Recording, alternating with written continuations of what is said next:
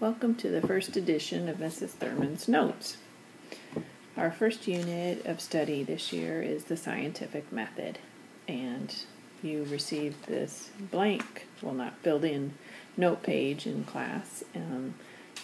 Your job is to listen to this recording. You can listen to it as many times as you need to. Stop it and copy in the red writing into your note page so you have it. The expectation is for you to bring this with you tomorrow to class. You will have a warm-up activity that you will need these notes for in order to complete, and you will be receiving a grade. These notes are part of that grade. So talking about scientific method. This is a method that is used worldwide. It is not just used in a classroom. It's used in all types of business and industry, from restaurants to shoemakers to medical. So it's kind of the foundation for science and everything that we do. So on this front page, we're going to talk about some important terms. The first one is critical thinking. Critical thinking is a part, and you use that throughout your scientific method process. It is observing all parts before drawing a conclusion. So observing is seeing or looking through. So you don't want to jump to any conclusions without taking the time to look through. The next term you all are probably familiar with is hypothesis. I know this was introduced in elementary school. Hypothesis is an educated guess about the outcome of an investigation. And really key here is that it is testable. If you can't test it, then it's not a good hypothesis and it's not something that you would want to use.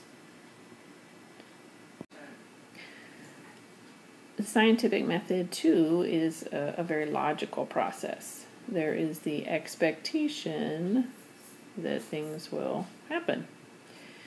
Explanation. There's a lot of explanation that goes with our scientific method, and an explanation simply is giving the reason, the why, the cause, or the answer to your question. The scientific method requires you to collect data. We'll fill in the box about data here in just a moment, but how you can record and keep track of it so it makes sense, you can use charts, graphs, tables, notes, or pie chart. And these are very important because if you have all your data and just disorganized, it's not going to make any sense and you're not going to be able to use it.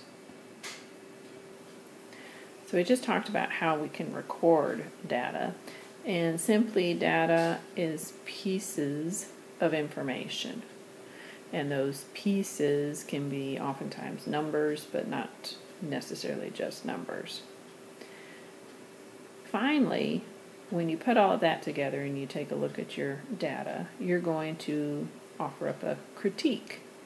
That's maybe a new word to a lot of you, but you critique means you're analyzing, you're looking or identifying, looking for problems and successes with your investigation. Once you're done, your data should either answer or prove your hypothesis or disprove it if you were trying to. Some types of research projects want to disprove something, or you could find that there was a problem. Maybe your investigation was not set up correctly.